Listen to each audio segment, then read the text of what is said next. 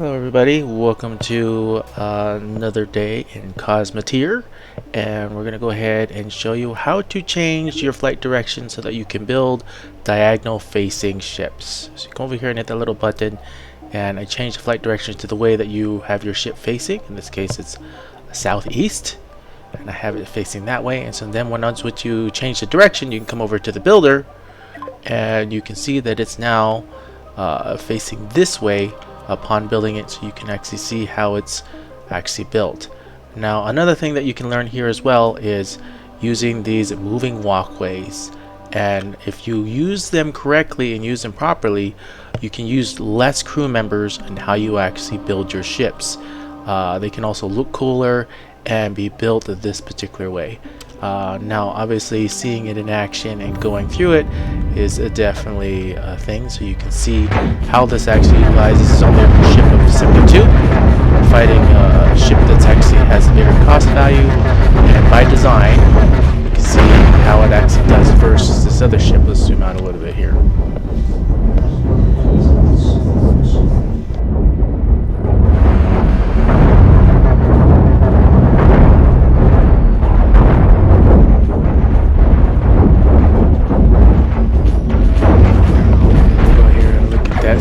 Ship and see how this one's designed. You can see right here that this one's crossword.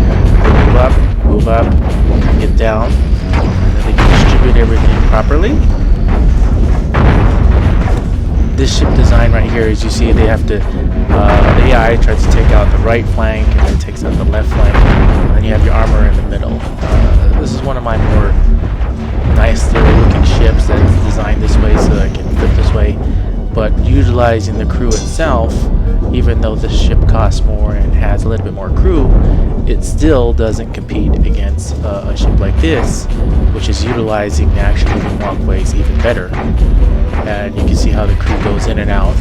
I know I wasn't watching and looking at it, but this exact amount of crew in this ship line out makes it so that even the large reactor, the largest reactor you can make, will actually not have or have a little energy symbol, so it utilizes all the energy within it and distributes it, and you have a constant base of fire, and that's why this one's designed better than this particular ship. Even though this ship is much cooler looking, or maybe it's not as cool looking because this one's kind of looking like crap, it still wins in this particular sense. It actually almost wins almost 100%. So let's restart the battle, and you can see this other ship has a little bit more value, a little bit more crew, but when we go in and we pit them against each other, let's take a closer look at it again. You can see that this particular ship has this design, constant base of fire, constant shields up, because the AI, and there's also this little opening right here, it aims more toward the middle instead of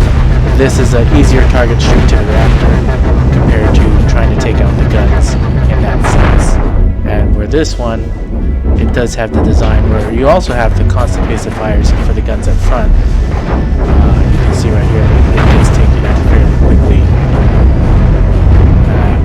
It just doesn't have the same pushing power in that sense.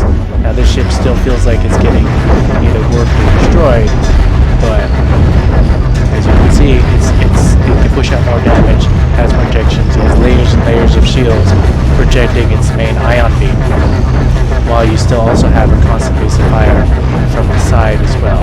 Now the reason why these are not firing is because the shields are taking such a huge impact, and my crew has a different priority, so let me go ahead and show you that. So if you come over here, and you look at here, you can edit the roles, and you can assign the job priorities, and these particular job priorities on the level of which one's a higher priority and which you should supply. These play a huge role in exactly how your ship is designed and what the priority is and what they're going to do, whether supply a battery or not. You can also create new roles, but let me actually show you this other ship right here. This ship right here that's designed that way. Let me come over here and I'll clear out this one, and I'll give you a much more detailed ship that I like to build out here. Start that battle. Now this ship right here has it much more aligned, and this one will take out that one very, very quickly. It's one of my more favorite ships. This one right here, and if you look at it from here, you come over to the roles, you have a whole bunch of different roles assigned doing different things. For example, if I head over here, my cannon loaders are the loaders that are specifically designed to go to those cannons, and you come over here and you can actually order squad mode, and I say these particular people are designated to only work on these factories to supply the actual guns, for example. And then over here I have my cannon guys, my cannon crew. My cannon crew people, you put them up here on the front of the ship. Same thing like my laser crew. Laser crew, they're actually supplying over here. And then you have your power distributors next to your actual power plant.